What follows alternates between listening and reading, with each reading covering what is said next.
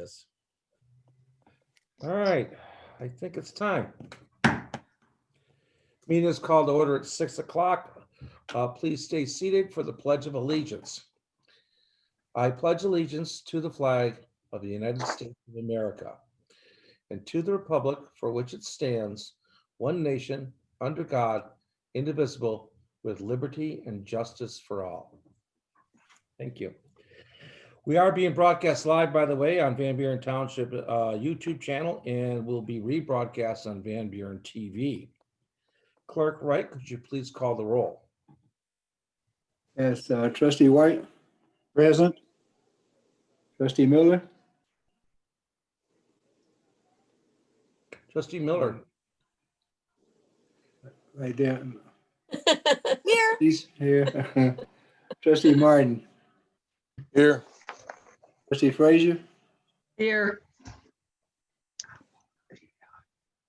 Treasurer Bud, Here. the clerk is present, Supervisor McNair, Here. we have a quorum. Thank you. The executive summary of this is today's consent agenda. It consists of board meeting minutes and special board meeting minutes, prepaid lists and voucher lists. It also very importantly has board reappointments. The LDFA, we are asking you to reappoint Doug Peters. For the Environmental Commission, we have a reappointment of Peter Creole, who just filled out a term for a short while and is asked to come on. The Planning Commission, we have reappointments of Brian Kelly and Medina Atchison. There's also consideration for 2 fireworks display permit applications, which are generally done in consent. One for Price Road and one for the Denton Road Bridge, which will be the Christmas parade, I believe. There are public hearings for the 2020 amendment. We are having our public hearing for our budget for the 2021 fiscal year. This is where the public gets to speak on our budget. It's not a board time, it's for the public. If you want to speak about the budget, you can at the end during your own time.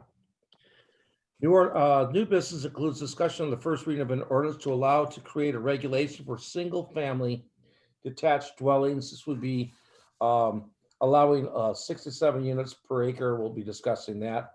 Also, we'll be discussing a resolution on our new water and sewer rates going forward. And finally, there are the budgetary reports from May, June, July, and August. That's all I have for that. Can I get adoption of the revised agenda motion, please? Supervisor, I make a motion, we adopt the agenda as presented. Support for the revised agenda. Revised. I have a motion, I have support. Is there any discussion? Hearing none, all in favor? Aye. Gotta have a roll call. Roll call. I'm forgetting that. Roll call, please. Trustee Frazier, Yes. Trustee Martin, Yes. Trustee Miller, Yes. Trustee White, Yes. Treasurer Bud, Yes. yes for me, Supervisor McNair, Thank you. motion passes. Thank you. We have next is adoption of the consent agenda. Trustee Martin, would you please read the Make the motion and read? I move we adopt the consent agenda as presented. Item 1, board meeting minutes of September 15, 2020. Prepaid list of September 17th, 2020. Prepaid list of September 24, 2020. Prepaid list of October 1st, 2020. Voucher list of October 6th, 2020. Approval of the reappointment of Doug Peters to the LDFA with a term to expire 8/12/2024. Approval of the reappointment of Peter Creole to the Environmental Commission, the term to expire 10/1/2023. Approval of the reappointment of Brian Kelly to the Planning Commission and the BZA as an alternate with a term to expire 10/1/2023. Approval of the reappointment of Medina Atchison to the Planning Commission with a term to expire 10/1/2023. Approval of the fireworks display permit application by Michigan Fireworks Club for a display on October 17, 2020 from 39701 Price Road. approval of the fireworks display permit application by Michigan Fireworks Club for a display on December 4th, 2020 from the closed Denton Road Bridge. Support. Is that? Question? Bud? Question on the agenda. Why are there fireworks on October 17th? I don't know. Well, You read my mind, Reggie. I just finna ask the same question. What is that? Matt, are you out there or David, there you go. Yeah, what it is they're testing some new fireworks that they're going to use in December, and this is a practice that they're going to be doing for the display in December. And another question I got, if it's okay, who is the Michigan Fireworks Club? They are members that belong to, they are licensed.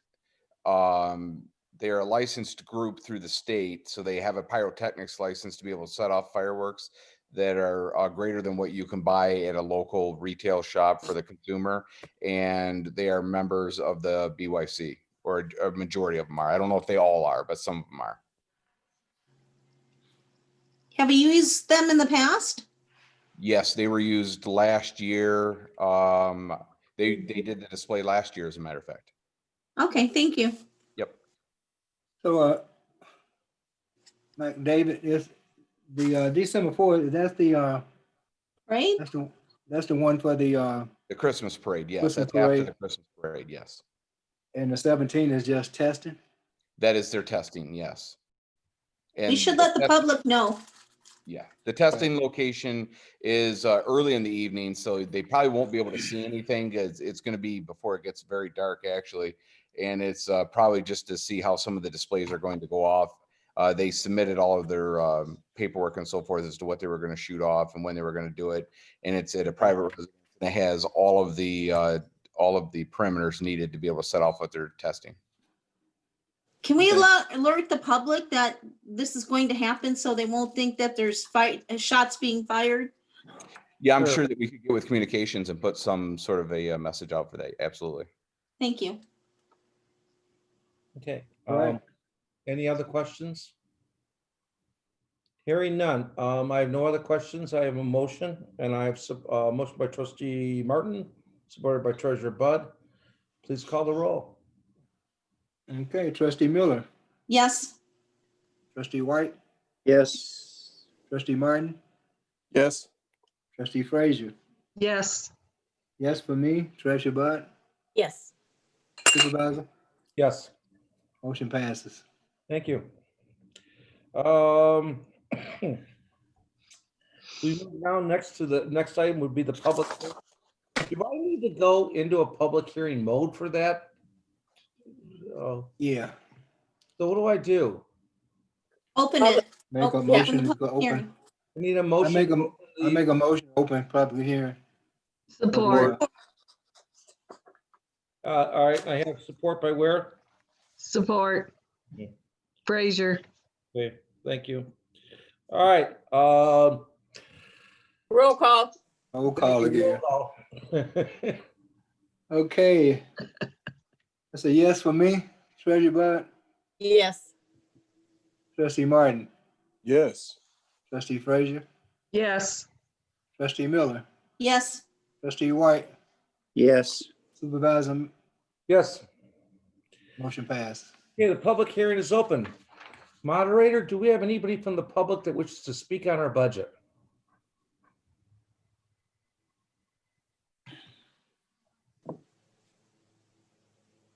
I'm not seeing any at this time. One more call. Is there anybody that wishes to speak on the budget at this time? Doesn't look like it, Supervisor. Thank you. Can I get a motion to go out of public hearing?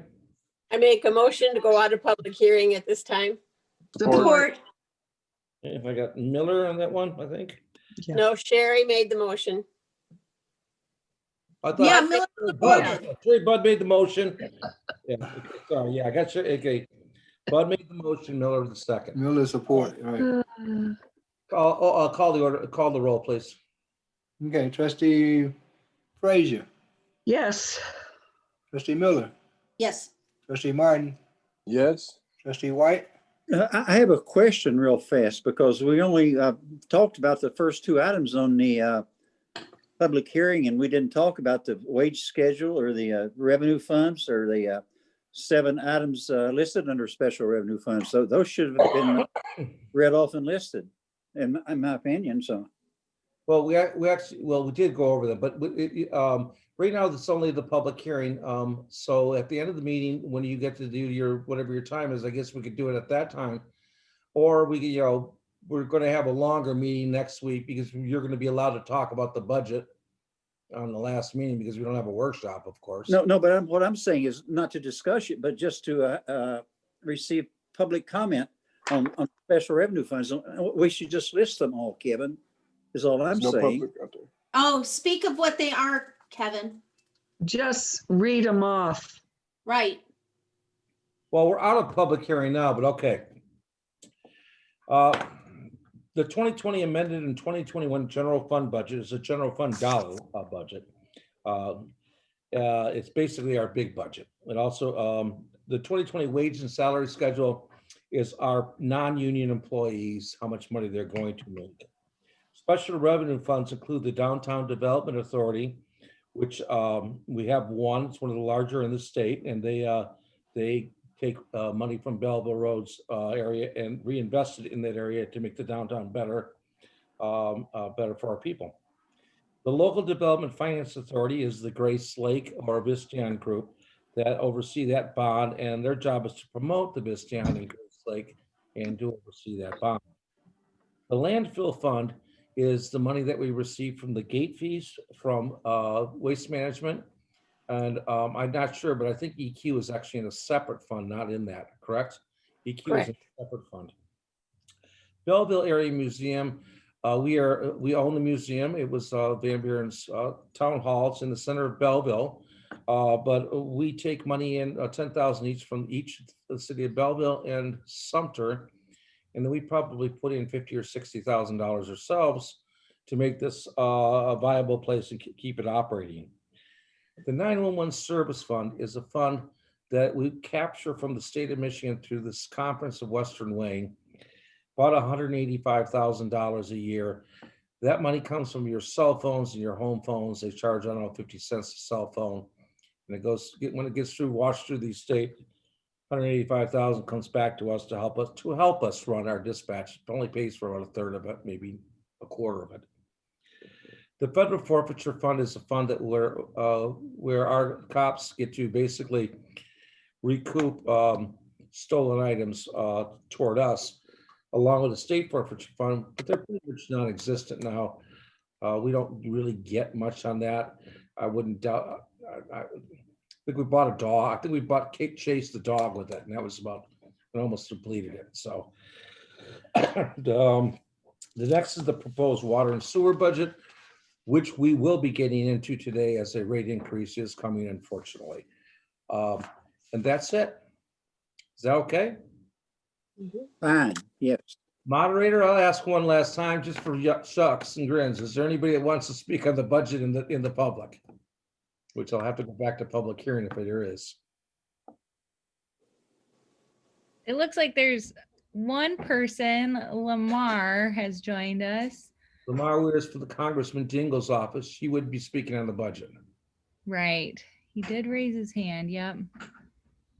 Okay. All right, we're going to keep on moving on then. Let Lamar Weirs speak just in case. Through the chair, I don't think we finished the roll call vote on No, we the public hearing. no, we Correct. didn't. We No. Oh, No. We need to do that first. Correct, Sherry. no, we don't. Well, if we don't, I finished it. Did you? Yeah, I don't it was think- Okay. finished. I don't think you did. But the point of the matter is, I don't want to finish it if I've got an actual person out there that wants to speak on the budget. And it's not Lamar Weir. Okay, well, go ahead then. Lamar, you're not speaking on the budget, are you? I was just I thought I was just gonna ask. You said you all were gonna have a raise with the sewer taxation. That is a line item later on in the in our stuff. Yes. Okay. Oh, so that wasn't related to the budget. Okay, sorry about that. Okay, that's no problem. Okay, Clerk Wright, would you complete the roll for going back out of public hearing? Just do it again. Okay, I'll just do it again. Trustee Frazier, Yes, trustee Miller, Yes. trustee Martin, Yes. trustee White. I guess once I get to you, you did stop Yes. it, Paul. You're right. Treasurer Bud. I said yes. Yes for me, Supervisor. Yes. Okay, Motion passes. thank you. All right, correspondence, announcements, and presentations. Does anybody have any announcements or announcements at this time? I do. Go ahead. I guess I start off by just talking about, I have an announcement regarding I want to talk about the election. Before I do that, before I forget about it, I mentioned that October is Breast Cancer Awareness Month. I forgot to tell everybody, but we forgot about the pink, and also Fire Prevention Month. Okay.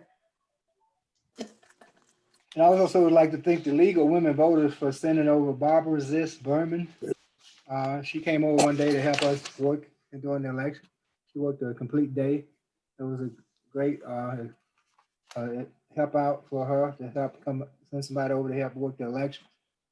I also like to announce the Van Buren Township voters, there's still time to request your absentee ballot if you would like one. That's if you would like one. It's still time to get one. It's not a mandate that you vote absentee, but if you would like one, you have time to still vote absent to request one. The easiest way to request a ballot is to visit www.mi.gov/vote, where you can download it and print an application out and send it in or bring it in to us, and you can get a ballot on demand. If you have already requested a ballot, please return this as soon as possible. Turning in your ballot on election day could delay us from getting the results into the county in a timely manner. So if you got your ballots, vote it, turn it in as soon as possible. That's going to give us the opportunity to start our prepping early. As everyone know that the state has, the legislature has voted and given us, granted us the opportunity to start prepping for the count on the day before, which means we can open the ballots and prep. We can't tabulate anything, but we can open and prep the ballots and get them ready for election day counting, which is a time-consuming part of it on election day. So that should help us tremendously. Also, if voter interest group are sending you applications to vote for your ballot, and you have already received a ballot from us, do not send the extra ones in. You can only get one ballot. I repeat, if you already have received a ballot and you are receiving application for ballots from other sources other than the clerk office, do not send that ballot in. It's not void. I mean, it's void. You can throw it in the garbage because you can only receive one ballot. Today we noticed we're receiving multiple applications from the same people. And because they're getting these applications for requests from different sources and other than the clerk office. And we can't control that, but if you know you have your ballot, you can only get one. So just get rid of it, put it in the garbage or whatever, but don't send it to us because we can't send you another ballot. Also, as a reminder, forging a signature on the ballot or ballot application is a crime. Each voter must sign their own application and ballot. We compare signatures with the Secretary of State, with what the Secretary of State has on file on the QVF. So you don't sign anyone else's ballot. Make sure you sign your own. Make sure they sign theirs. That's a crime. You cannot do that. I repeat, you cannot sign another ballot. And please stop. Don't send additional applications in because you can only receive one ballot. As of today, we have sent out 9,472 absentee ballots. which is coming up to close of half, coming close to half our active registered voters, which is a phenomenal. This was just a phenomenal mark. I've never seen nothing like that before. I mean, to have half of your active voters vote absentee before the polls open on election day is just huge. We average anywhere between 60 to 65% voted on the November election, general election. We're close to 50% already. So just by absentee. That is huge. That concludes my announcement. All right, I have three. The schools are opening up a new childhood development center, and Thursday at the 8th at 5 o'clock, they're going to be having a groundbreaking ceremony at Belleville High School by the bus garage behind the Catholic Church there. If anybody wants to come out there and be part of the groundbreaking ceremony of our newest school, be kind of exciting to have a new school here. Hazardous Waste Day, it's always a big day around here. Hazardous Waste Day is October 10th from 9 a.m. to 2 p.m. in the East parking lot at US Ecology. Hazardous Waste Day, October 10th. Get your paint, household batteries, all your stuff that you've been trying to get rid of, and get it on over there. It's one of the nice things about having EQ in town. They do take care of that for us once or twice a year. October 10th, 9 a.m. to 2 p.m. Hazardous Waste Day over at EQ. And then October 17th, there'll be a small business event over at the Walmart parking lot. Walmart's going to be donating some money to our local chamber, and they're going to try and help promote local businesses. They're going to allow them to be set up and set up tents outside of Walmart. So they're having a little bit of an event there for 3 consecutive Saturdays, starting October 17th. So go over to Walmart and check out some of our local businesses that are going to be over there. All right. Is there anybody else that has any announcements? Okay. All right. No, hearing none, then we're going to move on to where are we at? New business. New business. Why do I see new business already? New business. Okay, new business. Line item 1, discussion to consider approval of the first reading of an ordinance. Can I get a motion? Make a motion, Supervisor. All right, Ms. Miller, okay. Yes. Support. Are you sure? Okay, could you read, all right, could you read the motion, just because Sure. it's the law? Discussion on and to consider approval of the first reading of ordinance 10-06-20 (1) close paren to allow and create regulations for single-family detached dwellings at a density of 6 to 7 units per acre as permitted by right in the RM multiple swelling residential district. Thank you. I think I have Vidya and Dan Power here from this. Yes. Good evening, board. Thank you very much for having us. I will give an overview of what this ordinance amendment is all about, and I will open this up for questions. And as you mentioned, we do have our principal planner, Vidya Christian, on the line as well.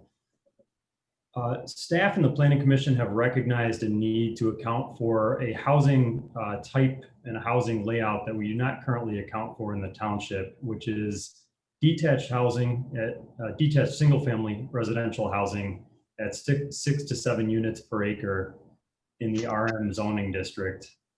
The Planning Commission met on July 8th, August 12th, September 9th, and September 23rd to go over the potential zoning ordinance amendments that would allow for this use. Some of the rationale behind this ordinance amendment include that many communities allow detached single-family residential housing in their multiple family zoning districts. Van Buren Township currently does not. Passing an ordinance to allow this will make existing nonconformities conforming where there are single family residential land uses, detached housing in the RM district throughout the township. And it will also increase the diversity of housing types. Keep in mind that we do allow attached housing, apartments, and multifamily high rises in the RM zoning district. And this would just add a less intensive detached single family housing land use in our RM district. So what this ordinance does is defines RM single-family dwellings to be differentiated from single-family dwellings in other zoning districts. Over the course of several meetings, the Planning Commission sought standards that would clarify that detached housing, that's single-family residential housing on the edges of the multifamily residential zoning district, would have a little bit larger lot size, a little bit lower density than those in the center of a RM development. So there are different definitions for what we call edge and interior lots. All such single-family detached residential housing will have consistency with the standards that are held for all single-family residential units throughout the township, including things like minimum foundation standards, building width, and other requirements. And all such units will have the requirement to be varied in their architecture. So what this does again is to allow detached single-family residential housing at a density of 6 to 7 units per acre in the RM multifamily zoning district, in addition to the other types of housing that are permitted in that zoning district. Each project that has this housing type will be subject to site plan review standards and will be held to standards based on the specific application that's made for projects. We see this as a benefit to the community. It will add, again, a housing type that is consistent with the master plan calling for missing middle and accounting for a variety of single family housing types. With that, the details of the zoning ordinance are presented to you. There are updates to the definitions section of our zoning ordinance, updates to our schedule of regulations, updates to the standards for the RM zoning district. And there are also some explanatory materials and a couple of graphics in your packet as well. So I'm glad to talk through any of those items. We also, again, have Vidya Krishnan on the line to speak about it as well. Okay. Any questions? Just one. Will these have garages? I know it's an ordinance, but this will allow a garage, correct? Yes, that's right. So consistent with the standards for other residential dwellings in section 5.114 of the zoning ordinance, garages will be a requirement for new construction. And is this ordinance being passed because of one particular development? Or do you foresee other developments using this ordinance? That's a really good question. There's certainly a project, a potential project that has been discussed on East Yarn River Drive. That project was the impetus for a master plan amendment that the Planning Commission and Township Board, if you recall, you passed a master plan amendment to allow a higher, the 6 to 7 units per acre density at that site on East Yarn River Drive. So that is certainly part of the conversation, but that being said, there are hundreds of acres of undeveloped land that is either currently zoned RM or is planned in a way that would allow a rezoning to RM. And so this will account for a broader scope than what's on that site at 41620 East Yarn River Drive, but it certainly relates to that site. Absolutely. Any other questions? Supervisor, Fraser and then White. can you give us an example? You said other communities, you know, is Northville or, you know, Plymouth, whose other communities are you referring to nearby? There are some examples nearby in my recent experience, and this is not nearby, but in my recent experience, the city of Walker on the west side of the state, comparable size and comparable area to Van Buren Township, has detached single family housing in their higher densities residential zoning district. And it's fairly common for, it's sort of what they call cumulative zoning, where you'll have more permissive land use for the more intensive zoning districts like an RM district, but those districts also allow the uses that were permitted on lesser intensity zoning districts like our single family zoning districts. I want Vidya to chime in because she just knows the area a little bit more than you do right now. Vidya? Thank you, Supervisor. Good evening, trustees. I will add a little bit to what Director Power said so you can understand the history behind this amendment. While this amendment was triggered because it was initiated from a master plan amendment for one parcel, the amendment that is before you tonight to the zoning ordinance applies to the entire township. The master plan recommended 6 to 7 dwelling units per acre. The Planning Commission did not want to choose one end or the other end of the spectrum, so they asked staff to do research in other communities. Some of the ones I looked at are Cherry Hill Village in Canton. I drove into it myself. We checked out all the sites. We presented a report analyzing all the lot size and dimensions.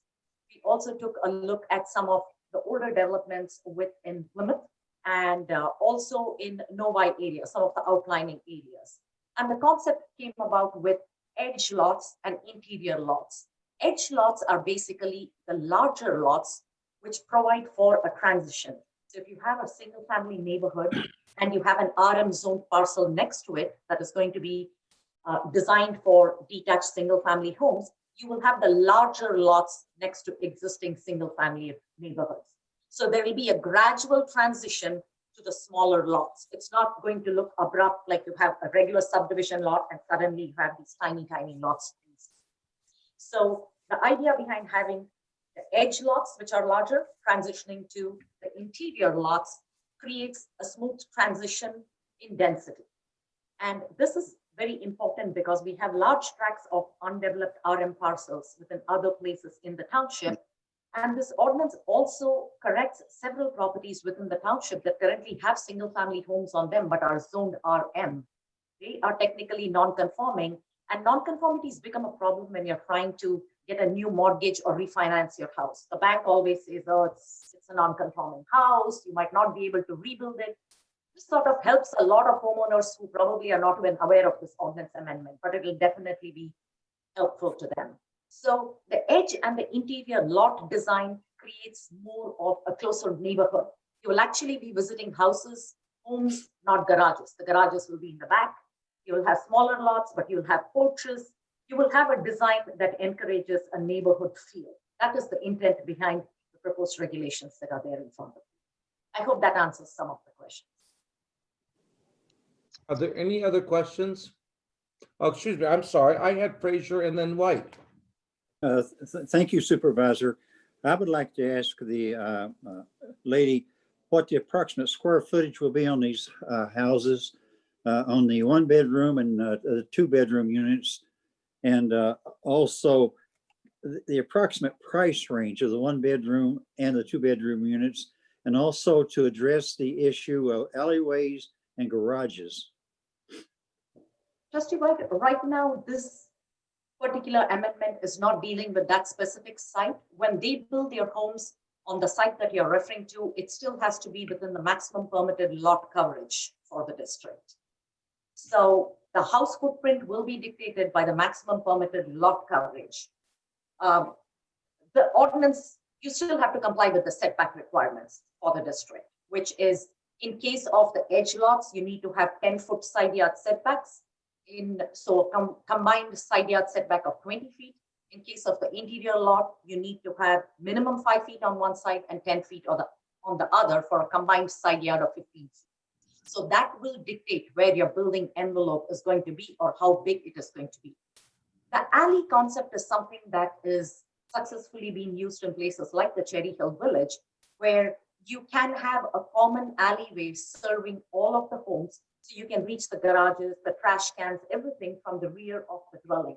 It allows for all the garages to be placed in the rear and not in the front of the house. Since the lots are narrower, the front of the house will be dominated by a porch or a front door or other attractive residential feature rather than the garage. The individual project that you're referring to, that will still have to go through the whole process of coming before the Planning Commission for full approval. So at this time, I'm not familiar with the specifications of that project unless Director Power has some information in that. They have not put anything forward yet, Trustee White. So we don't know what the average square footage should be on the 1-bedroom versus a 2-bedroom. No, not this time. Well, I thought we already have that in place. It's like 1,200, 1,600. They've given us one thing, but now we're Square telling them feet. how. Let me take one shot at it before I hand it over to Dan. This is really about the lot size and what building can go on the lot. They have to design the buildings now that we're going to tell them how many buildings we're going to allow in the area and what setbacks they're going to have to do. Now they'll have to design something that fits that. Go ahead, Dan. I'm sorry. Okay, no, thank you. That's good conversation to have. And just to be clear, there are minimum floor area per dwelling unit requirements in the zoning ordinance currently for single family residential housing. And what this ordinance does is builds off of basically the sequence of those minimum floor areas based on the other single family residential zoning districts.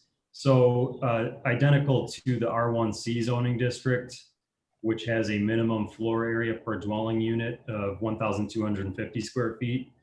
What we're referring to as the edge units, or the units that would be on the exterior of a project site, would be required to be a minimum of 1,250 square feet, just like in R1C zoning.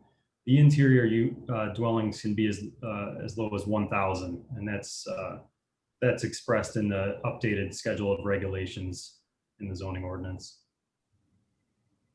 Okay. So if I may ask you, you're saying that the exterior lots, the houses would be 1,250 square feet, and the interior lots, there'll be 1,000? Minimum, yes, that's right. Okay. But 1,000 square feet is, I apologies, 1,000 square feet is also the minimum size required for a single family dwelling under the state building code. A single family detached dwelling cannot be any less than 1,000 square feet. The state building code mandates. Okay. But I thought, Supervisor, I thought we were modeling ourselves more like the other communities nearby, like Plymouth and Northville, and they have larger than 1,000 square feet as their It's minimum. minimum. As their minimum is They have more like, minimums too. They have minimums too, just I whatever. understand that, but I think they're bigger than 1,000. I don't think so, but I don't know. Actually, I can tell you this, that our minimums are pretty high. And we set those high back. Trustee Bud probably can tell us, but our treasurer Bud, why did we set our minimum so high? Just because of the area and what it was zoned, like the agricultural lots had bigger, and the C1, they all had different minimums, and the maximum was always at the agriculture and the bigger spaces, just for the looks of what we thought we were looking at. Okay, when I got elected, it was one of the things that many developers asked me to change, and I did not because but they wanted to reduce the minimums that we have, and because they just thought that they were whatever. They thought we set them too high, but I think one of the problems we had was that we had a lot of post-World War II building that was 1,000 square feet and under, 900, 800. And I think I was told at that time that the Planning Commission wanted to get away from that. That's why they set the numbers where they're at.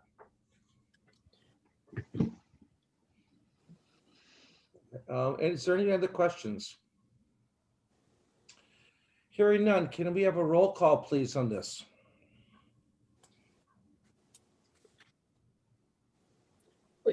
I'm sorry, but I think we need a motion to close the. I make a motion to close? Oh, sorry. No, that's not right. No? It was made for the number one item, and we're ready for a roll call. I'm sorry, I misspoke. You just keep on interrupting. I mess up more than anybody. So, all right. Motion by Miller, it's supported by Frazier. Please, Clerk Wright, could you please call the roll? He's got his microphone off. Leon, turn your microphone on. Clerk I Wright. don't want to. Hold on, Trustee White, Yes. Trustee Frazier, Yes. Trustee Martin, Yes. Trustee Miller. Yes. Yes for me, Treasurer Bud. Yes. Supervisor, Yes. motion passes. Thank you. All right, we move on to this discussion. The next item is discussion on and to approve resolution 2020-17, which is the water and sewer rates fee schedule. Can I get a motion? To the chair. Thank you, trustee Martin. Go I ahead. move to consider approval of resolution 2020-17, the 2021 water and sewer rates fee schedule. Thank you. Support. Clerk Wright. Okay. I believe they got support in.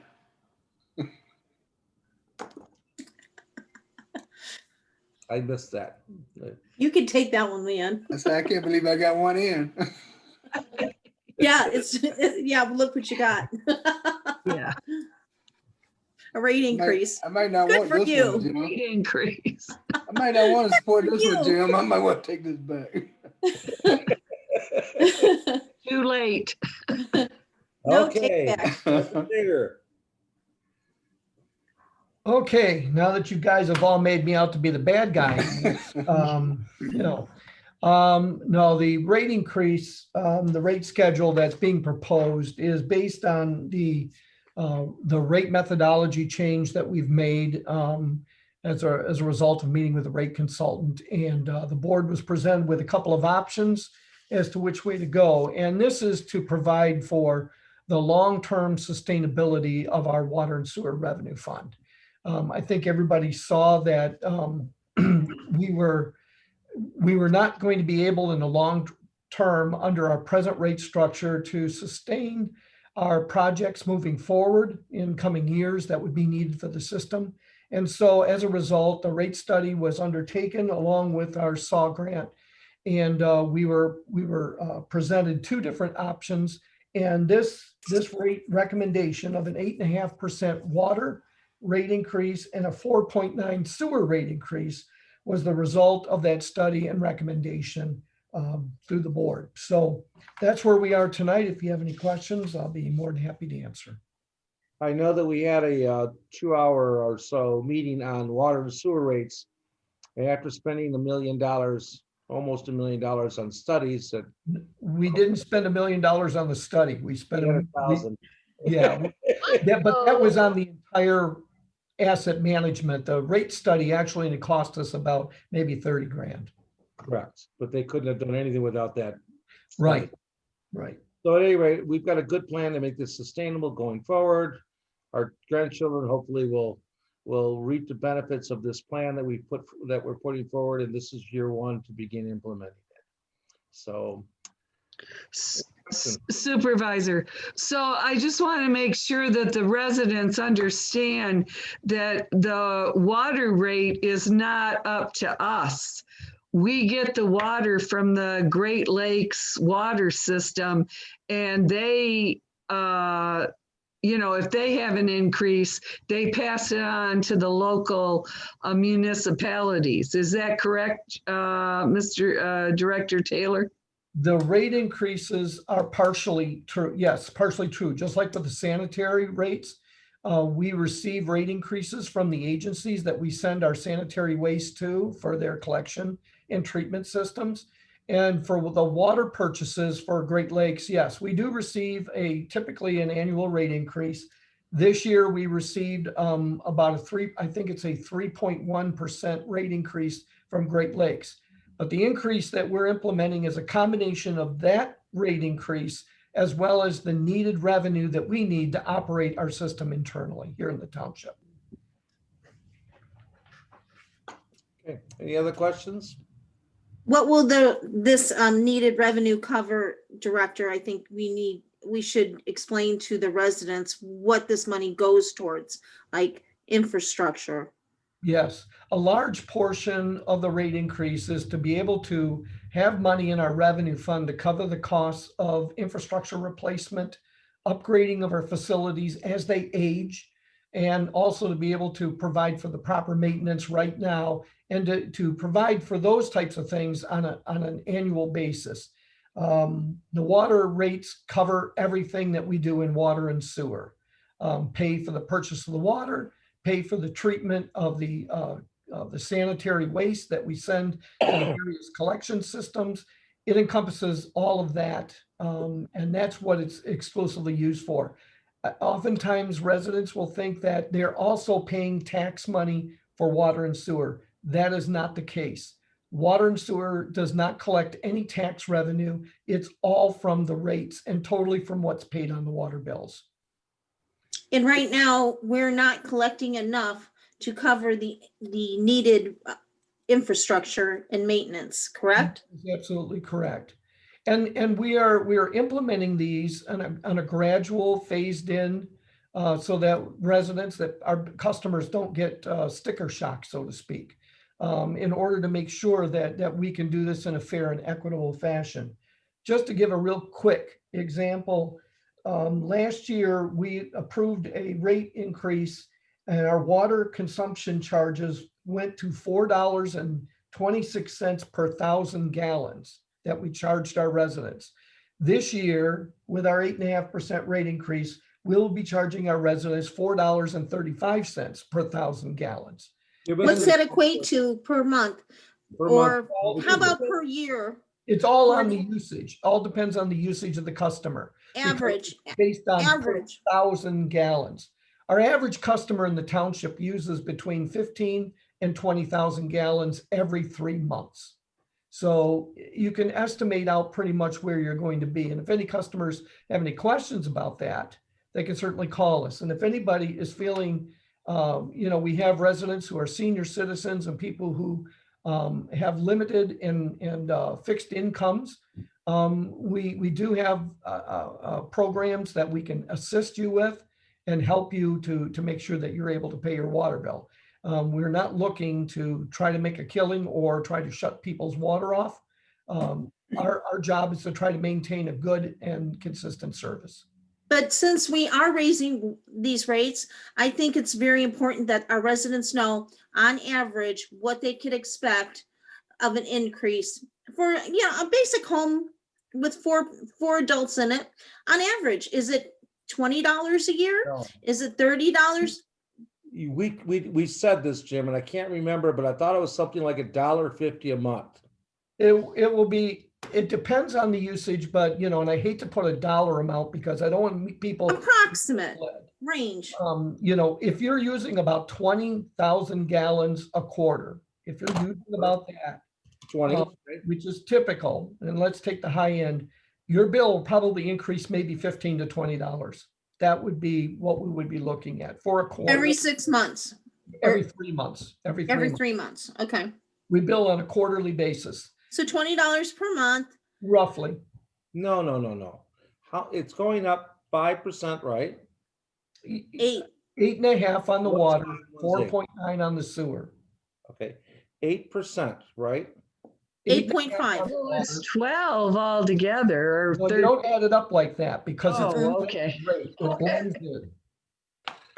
It's not going to be that much. No, It's like I said, on the average, for every 1,000 gallons of water that a customer will use, he will be spending approximately about another 25 to 30 cents for those 1,000 gallons. That's about it.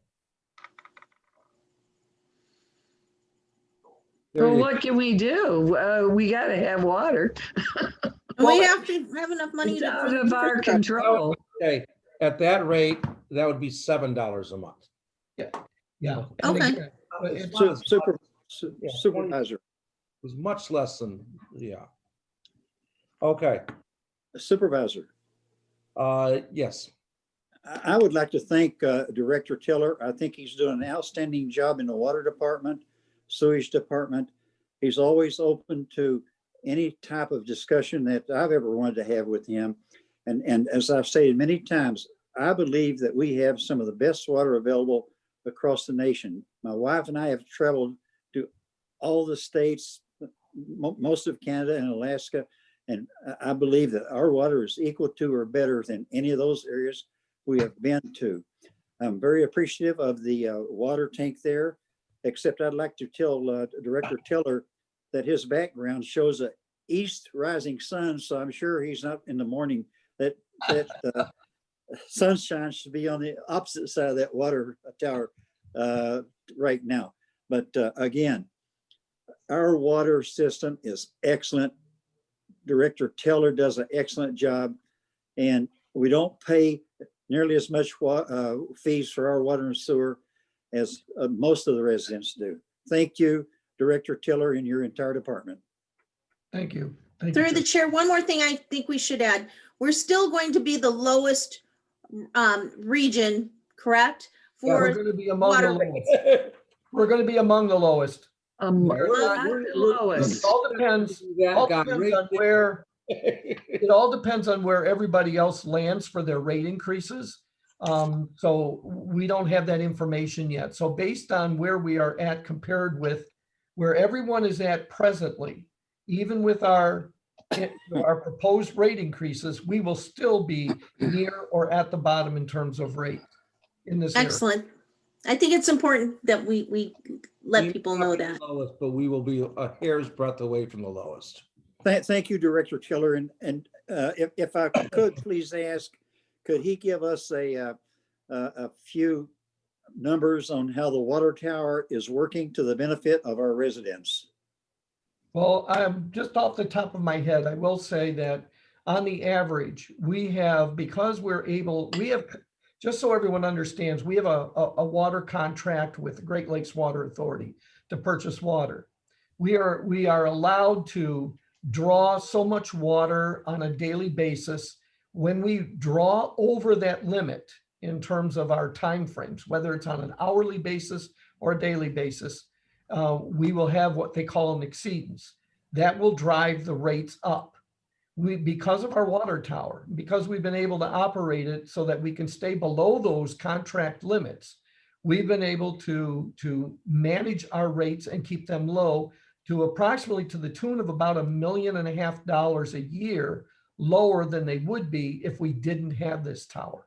So we've made some significant savings because of the water tower and being able to utilize it to keep our high volumes and high flows down below the contract limits. Thank you, sir. Mhm. A great investment. Yes, it has. It's more than paid for itself, Trustee Frazier. I think Treasurer Bud was saying that we spent somewhere around $8 million for the tower. I think it was something like that when it was built. Sherry, do you remember that number? No, I don't. I looked it up too, and it's, I don't. It was around $8.5 million, but we have, if you take, since it's been in a operation since 2012, full operation, we have saved $1.5 million each year. It's a simple math equation to see that tower is more than paid for itself. That was a great investment by this township. Which helped keep our rates low. Yes, it did. Okay, Right. I have a motion by Trustee Martin. I have a support by Clerk Wright. Are there any other questions on this? Hearing none, could you call the roll, Clerk Wright? His mic's off. Turn your mic on. I'm turning it on. Clerk Wright, yes. Trustee Martin, Yes. Trustee Frazier, Yes. Trustee Miller, Yes. Trustee White, Yes. Treasurer Bud, Yes, Supervisor, Yes. motion passes. I want to thank you, board. I know that these decisions are never easy. They're tough, but it's the right decision. And I just want to say I appreciate it. Thank you. Thank you, Director. Thanks.